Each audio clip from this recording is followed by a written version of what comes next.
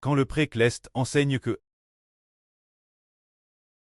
de donner de l'eau de la vie. Celui qui a soif, c'est ce que le précleste dit aussi. Pendant que Jova fait miséricorde. Cherchez-le. Se dire la fin de ce monde. C'est quand le précleste va faire grande miséricorde. En ce temps seul, le pré enseigne encore de faire revenir les gens, lui. Alors que le frère Iber parle de l'enseignement de Dieu aux hommes, de pratiquer la droiture et la justice, car le salut de Dieu est sur le point d'arriver. Le précleste dit, ainsi parle Jova.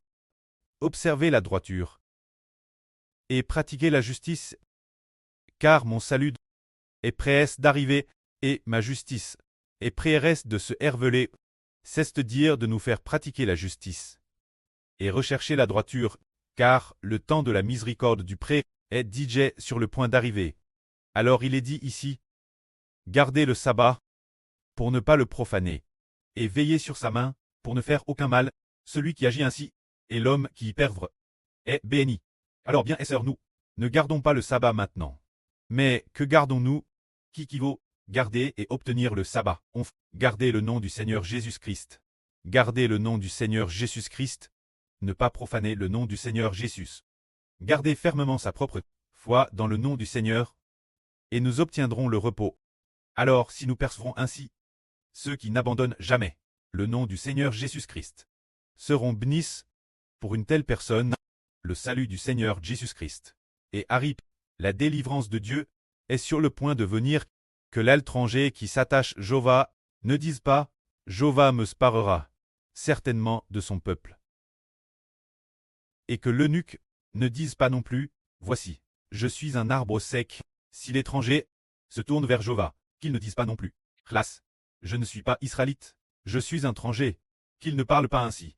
Si quelqu'un n'est pas marié et n'a pas d'enfant, qu'il ne dise pas non plus « Je ne suis qu'un arbre sec », qu'il ne parle pas ainsi, car ainsi parle Dieu. Si quelqu'un s'attache fermement, gardez le salut du Seigneur Christ, et ne rompt pas l'alliance de Dieu. Bien qu'il n'ait pas d'enfant, ni descendance, mais parce qu'il la garde fermement, l'alliance établie par le Seigneur Jésus-Christ. Alors le précleste donnera ces personnes dans la maison du pré, et dans ses murs, une place et un nom qui valent mieux que des fils et des filles. Et le pré leur donnera un nom éternel qui ne sera jamais retranché. C'est-à-dire que, si quelqu'un, bien qu'il soit étranger, ou bien qu'il ne soit pas marié et n'ait pas d'enfant, mais qu'il garde fermement le nom du Seigneur Jésus-Christ, troitement. Suivre troitement le Seigneur, alors le précleste va lui donner un nom nouveau, afin qu'après avoir vaincu l'avenir, il reçoive un nom qui ne sera jamais aboli. Et dans le temple de Dieu, dans le royaume de Dieu, servira Dieu pour toujours et jamais. Quant aux étrangers, qui ne sont pas israélites, mais, bien qu'étrangers, aspirent grandement servir Jova, et aiment le nom de Jova.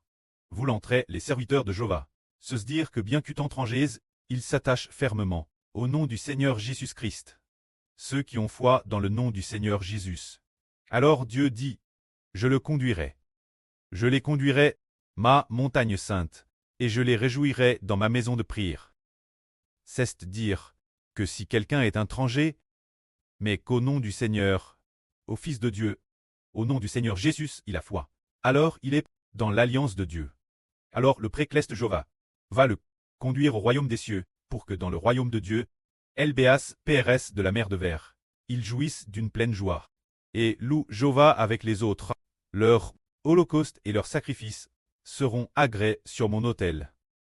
Car ma maison sera appelée une maison de prière pour tous les peuples, ce qui signifie que, eux, leurs louanges et prières offertes, tant que ce sont ceux qui au nom du Seigneur Jésus-Christ ont foi, les louanges et les prières qu'ils offrent seront agréés de Dieu, car la maison de Dieu sera appelée une maison de prière pour tous les peuples. Dans l'Ancien Testament, le temple de Dieu faisait référence au fait de devenir le temple des sacrifices des Israélites. Dans le Nouveau Testament, le nom du Seigneur Jésus-Christ est le temple de Dieu. Les gens de toute nation et de tout peuple, au maître, tant qu'ils invoquent le Fils de Dieu, le nom du Seigneur Jésus-Christ, peuvent tous par le nom du Seigneur Jésus venir prier devant Dieu, afin d'accomplir la prophétie de Dieu qui dit « Ma maison sera appelée une maison de prière pour tous les peuples. » Le souverain Seigneur Jéhovah, qui rassemble les exils d'Israël, dit « En plus d'Israël, de ceux qui sont DJ rassemblent, jeunes rassembleraient encore d'autres avec eux. » C'est-à-dire que Dieu ne rassemble pas seulement la nation d'Israël au Moyen-Orient, mais rassemblera aussi les gens de toutes les nations, pour qu'ils se tournent vers Jéhovah. Car c'est maintenant le temps de la miséricorde de Jéhovah Dieu. Qu'est-ce que le rassemblement? Rassembler, c'est amener les gens, revenir vers Jéhovah, pour qu'ils ne s'éloignent plus de Jéhovah. L'homme c'est loin de Jéhovah Dieu. Depuis très longtemps DJ, c'est maintenant le moment de conduire des milliers et des millions de personnes. Le temps est venu de revenir vers Jéhovah. C'est ce que Dieu, Jéhovah, nous enseigne en disant « Jéhovah va rassembler les Israélites et rassembler l'étranger vers lui, et que l'étranger ne dise pas « Je suis un étranger » ou « Celui qui n'a pas d'enfant » ne dise pas non plus « Je ne suis qu'un arbre sec ». Seulement pour le nom de Jéhovah, seulement au nom de l'Éternel, recevront de pleines bénédictions.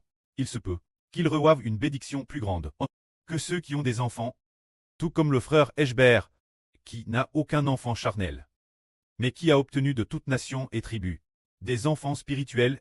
Ainsi, les enfants spirituels sont plus précieux que les enfants charnels.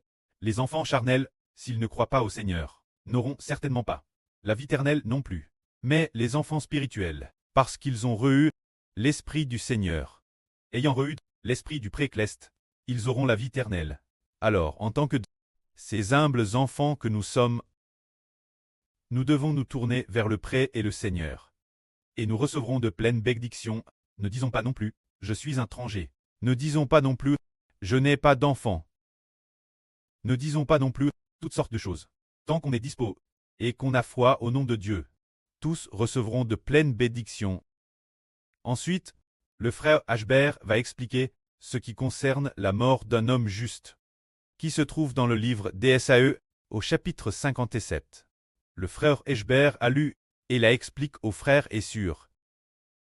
Le juste meurt et nul n'y prend garde. Les hommes pieux s'en vont, sans que nul ne comprenne que c'est par la mort du juste qu'il les retire devant les maux. Celui qui marche dans la droiture entrera dans la paix. Sur leur couche, ils trouveront le repos. Cela signifie que, dans l'avenir, ce n'est pas seulement une personne, l'avenir quand les justes mourront, ou quand les justes seront tués et mourront. Mais les gens n'ont pas pris cure le sort des justes. Les hommes pieux, se dire ceux qui servent Dieu, sont morts, et les gens ne comprennent pas non plus que c'est parce que, bien que le juste meure, il trouvera le repos. L'avenir, ceux qui servent Dieu meurent. Mais l'avenir, après leur résurrection, ils recevront ce qui signifie de belles bénédictions. C'est de dire que l'avenir, beaucoup de nos enfants justes seront tués et mourront. Et les gens du monde n'y prêteront pas attention, les tuant leur guise. Mais ils ne savent pas, le monde ne comprend pas. Ken Ralit Sils meurt, c'est pour trouver la paix l'avenir. Ils meurent pour trouver le repos après leur résurrection future. Cela signifie que les justes doivent persévérer, faire ce qui est juste. Bien que les méchants fassent le mal, les justes pratiquent la justice. Le moment venu, la résurrection aura, pour jouir de l'éternel repos pour toujours et jamais. Quand ce qui est dit ici, le prêtre dit « Aplanissez le chemin ». Aplanir le chemin signifie que les hommes doivent marcher sur la voie de Jéhovah. Il est dit ici, on dira « Frayez, frayez ». Préparez le chemin. Aplanissez la route. Enlevez tout obstacle du chemin de mon peuple. Car ainsi parle le Très-Haut, dont la demeure est éternelle et dont le nom est saint. Dit ceci, je demeure dans les lieux lèves et dans la sainteté. Mais je suis avec l'homme contrit et humilié, afin de ranimer les esprits humiliés et de ranimer les cœurs contrits. C'est dire, faire marcher l'homme sur la voie de Jéhovah. Faire marcher Ce chemin, c'est préparer la voie, aplanir le chemin. Auparavant, le chemin était tortueux, ce qui signifie que les personnes tortueuses s'éloignent toujours de Jéhovah, marchant toujours sur la voie de l'idolâtrie, ou bien suivant la voie du monde de Satan. ne sachant pas marcher sur une voie qui mène directement au royaume des cieux. Mais maintenant nous devons aplanir ce chemin, se dire tourner nos cœurs uniquement vers le Seigneur Jésus qui a été crucifié pour nous, afin que nous puissions revenir Dieu. Le Seigneur Jésus est le chemin, et ce chemin a été aplani par le nom du Seigneur Jésus. Le chemin est devenu droit. Grâce au nom du Seigneur Jésus, par notre foi en son nom. Nous nous engageons fermement sur la voie préparée par Dieu, ce chemin direct vers le royaume des cieux. Il n'est plus tortueux, ni accident, mais c'est un chemin aplani. C'est par le nom du Seigneur Jésus que nous pouvons, en toute paix, marcher sur le chemin de la vie éternelle cleste. C'est cela le chemin aplanir. Bien que, comme il est dit ici, bien que je demeure dans les lieux lèves et dans la sainteté. Dieu est le Très-Chaud qui vit éternellement. Son nom est saint. Bien qu'il demeure dans les lieux lèves et dans la sainteté. Avec quel genre de personne demeurer-il? Le prédit. Il est avec l'esprit des hommes contrits et humiliés, ce qui signifie que, bien que nous ayons fait beaucoup de mal et commis autrefois beaucoup d'injustices, Dieu est saint et souverain. Pourtant, si nous aplanissons le chemin, que nous nous repentons et revenons au Seigneur, alors bien que Dieu soit TRS l'œuvre saint et TRS saint, il a pitié des cœurs humbles et contrits. Il demeure avec eux et console leur cœur, afin qu'ils puissent se détourner et revenir Dieu. C'est-à-dire que, tant que nous voulons revenir, alors le précleste est le très saint et très pur, mais il veut bien faire miséricorde ceux qui se détournent pour revenir lui, pour faire revivre le cœur de ceux-ci, afin qu'ils ne meurent plus. Je ne contesterai pas toujours, et je ne garderai pas une colère éternelle, car si je gardais ma colère, le souffle de l'homme que j'ai herbe défaudrait devant moi. Se dire que Dieu ne contestera plus avec nous en disant « Pourquoi as-tu autrefois commis ce pchash dans le passé? Pourquoi as-tu pchash ?» Dieu ne conteste pas. Le précleste ne conteste plus. Il ne poursuit plus cela. Pourvu qu'on veuille revenir lui. Il ne poursuit plus les PSH du passé. Cela nous enseigne aussi que, si notre frère ou notre sœur a autrefois commis un PH, alors allons-nous encore mentionner le PSH de ce frère ou de cette sœur, ne plus le mentionner, et ne plus contester son pchèche, car le précleste ne conteste plus non plus. Car pourvu qu'une personne veuille se détourner et revenir, elle obtient la miséricorde du précleste. Ainsi le pré nous enseigne en disant, le pré veut pourtant nous guérir, nous faire marcher dans ses voies. Il dit, voici, c'est moi qui creux le fruit des lèvres. La paix, celui qui est loin, et celui qui est péresse, dit Jéhovah, et je le guérirai. C'est dire que Dieu donne la paix. Ceux qui veulent marcher dans ses voies.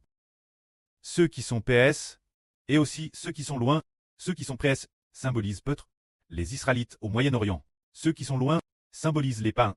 Alors qui le précleste veut-il donner la paix? Quel genre de personnes? Ceux qui marchent sur le chemin du crucifié, le Seigneur Jésus-Christ.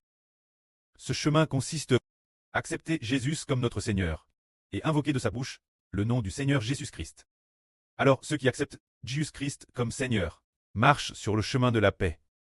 Que ce soit ceux qui sont péresses, ceux qui sont loin, les Israélites ou les païens, il suffit qu'ils veuillent accepter le Seigneur Jésus pour que la paix de Dieu, la miséricorde et le salut de Dieu viennent sur eux. Que la gloire soit auprès et au Seigneur. Amen.